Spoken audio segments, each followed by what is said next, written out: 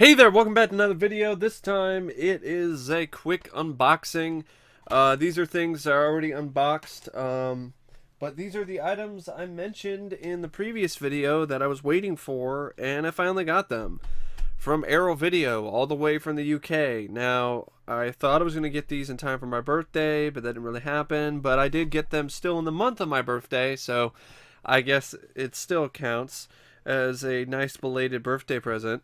Um, this is the second package that Arrow sent out. They sent out another one. I contacted them. I waited 6 weeks, and they were all like, yeah, wait 6 weeks, and then we'll send you another one. And they did that, and yeah, it was really fast. Like, they sent it out on like the 22nd, and it got here on, I think it was yesterday or a couple days ago. It was the fastest I've ever seen anything ship from the UK to the US in my life.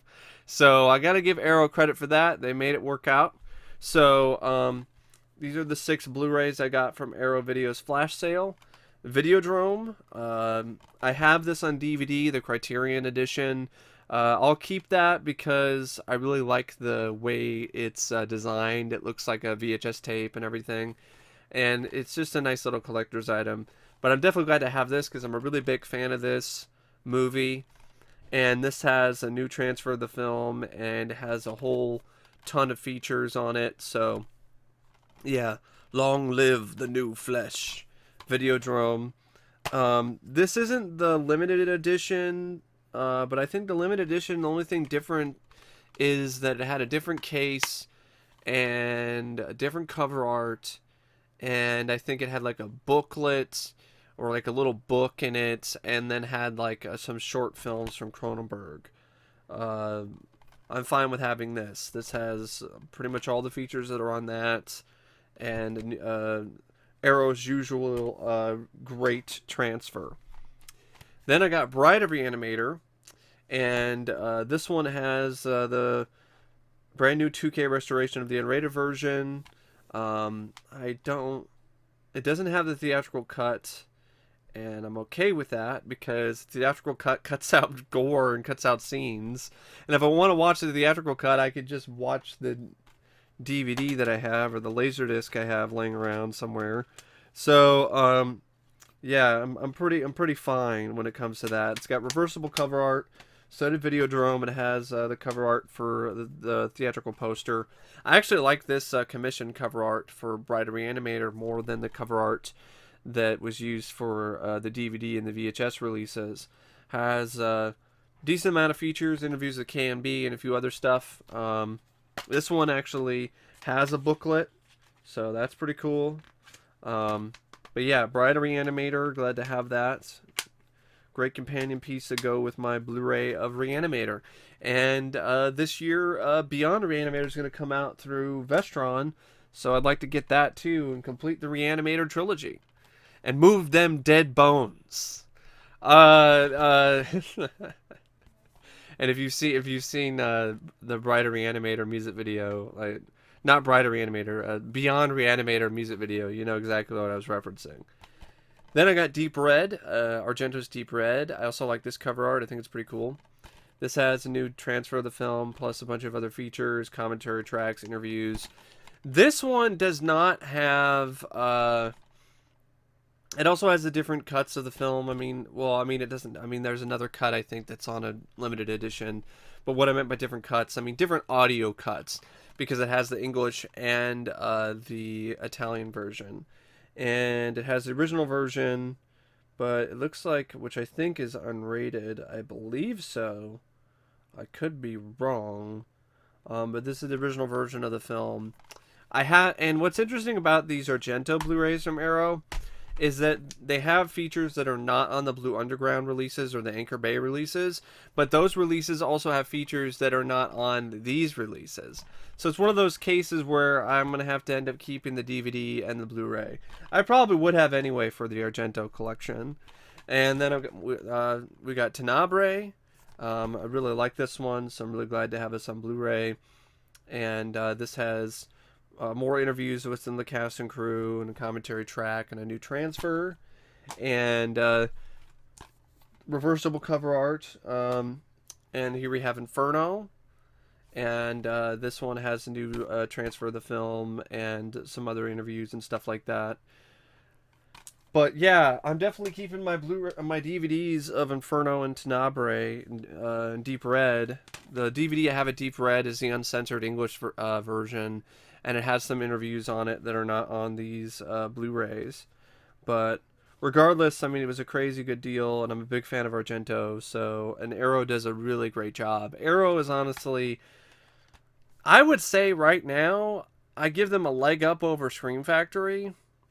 But Scream Factory is doing better because they bought. Well, they didn't really buy anything, but I mean, they got some distribution rights for Warner Brothers for some more Warner Brothers films and some deals with some other companies. So, but Arrow just is pretty consistent, I guess, and their picture quality is fantastic, and I love their presentation. I love their cases and how they're little sturdier, and some of them, I mean, some of them are sturdier than others, but for the most part, I mean, this one cracked in the mail, but it wasn't that big of a deal.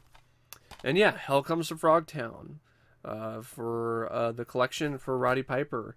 I like this film. I think it's a cool movie, and this is the best version of the film to have because it has features and a high definition digital transfer of the movie. So, yeah, those are the Arrow Video Blu-rays that I got. And I also stopped by Buybacks a little bit. I decided to turn in a few things, and I got a little bit of some in-store credit. And so I got a few things. I got a DVD of a movie called Microcosmos for my parents. And then I got these, which are buy 3 from the bargain rack and get 1 free. So I got Blue Chips with Nick Nolte and Shaq.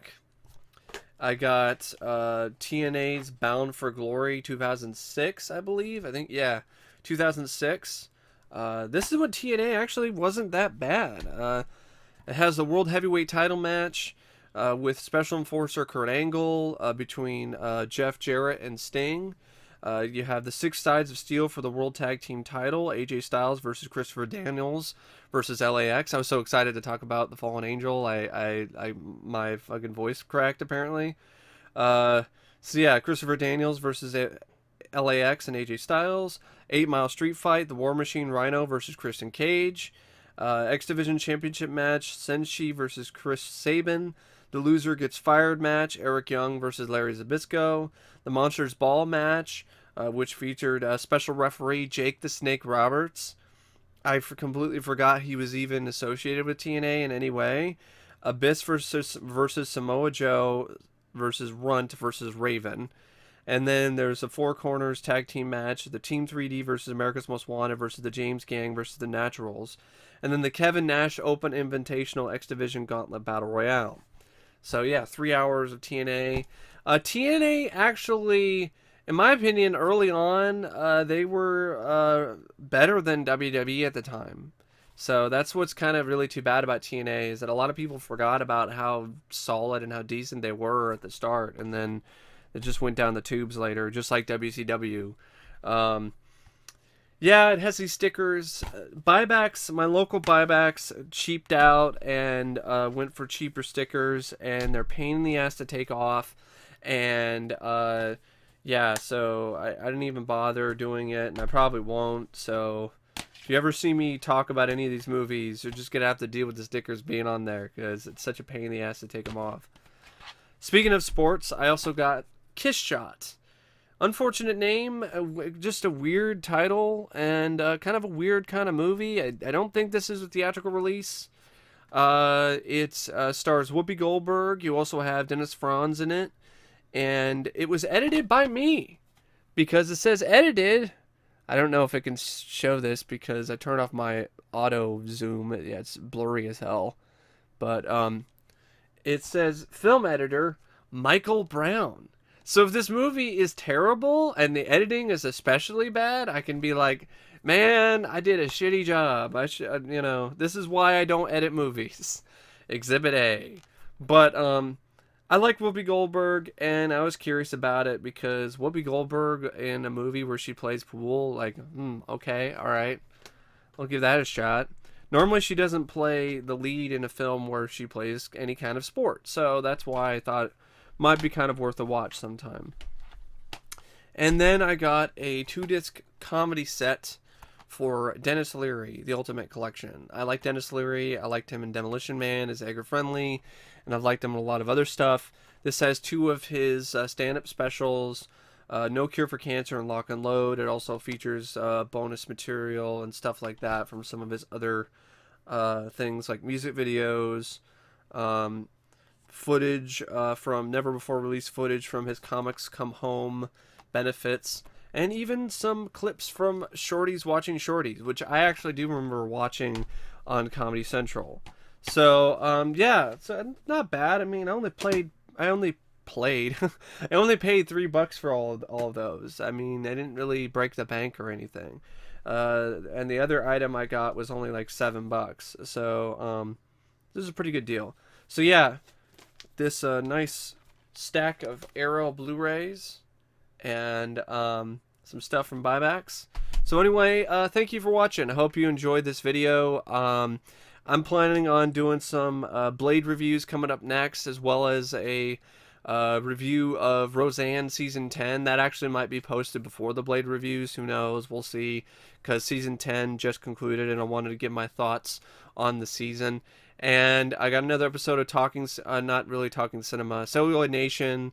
This is one where Matt and I are going to be talking about Jerry Goldsmith, so it's a really nice tribute to Jerry Goldsmith, one of our favorite composers, just talking about his different scores and stuff like that, and giving our thoughts on them.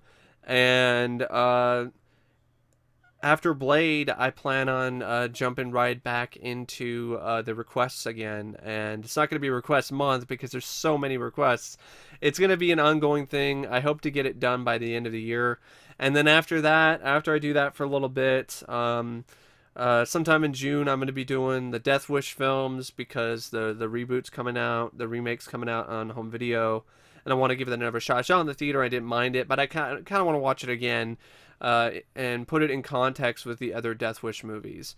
So do a marathon of Death Wish films and actually watch the remake again and compare it to the other films of the franchise. And then after all of that, then I want to get started on horror films of 1980 again, and really get my book kick-started. And then I'll also post more reviews for those films. Horror films from the year 1980. Now, there'll also be a few other things. I might go back to some of the requests every now and then, and I might do some random stuff, so keep that in mind. One of these days, I'll definitely be posting a video where I'm going to be talking about the filmography of Peter Weller, and so there's a lot of different things I have coming up down the pike. Another episode of Celluloid Nation, of course, with Matt. We're going to talk about more about some movie news and stuff like that. I might record that this weekend sometime. I might not. We'll see. Either way, if you see any newer reviews of 2018 films, it's because I decided to sit down and watch some of them, or I actually saw them in the theater. So it's gonna be there's like a few ones I really want to see, like Mission Impossible, the sixth film. I think it looks fantastic, so I definitely want to see that. And then there's a few other films here and there. But and I want to check out some anime in the month of June while I'm doing a bunch of other stuff. Maybe watch a few anime for Jonathan, because it's the month of his birthday and he'd like to hear my thoughts on some anime films. So yeah, so I'm definitely gonna be busy. I got a lot of stuff to do, and hope you all enjoy it. And anyway, I'm done rambling, and thank you for watching this little unboxing update video, and as always, I will see you later. See ya.